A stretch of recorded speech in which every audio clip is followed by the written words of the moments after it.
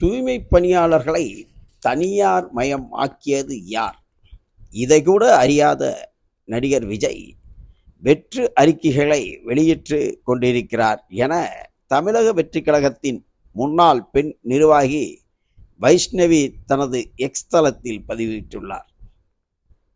முன்னதாக நடிகர் விஜயை நேற்றிரவு சந்தித்த தூய்மை பணியாளர்கள் தங்கள் நிலையை எடுத்து கூறியதாகவும், மனமே நெகிழும் அந்த கோரிக்கைகளை காணும்போது வெற்று திராவிட மாடல் அரசு 2021 கொடுத்த வாக்குறுதி என்ன ஆயிற்று என்று கேள்வி எழுப்பியுள்ளார்.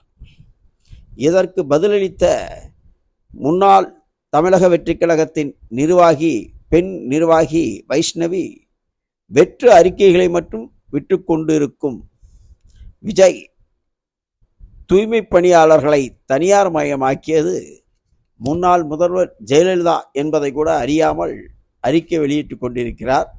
இவர் என்றாவது ஒரு நாள் தூய்மை பணியாளர்களுக்கு தன் வீட்டினருகே பேசியது உண்டா, உணவு வழங்கியது உண்டா என்று கேள்வி எழுப்பியிருக்கிறார்.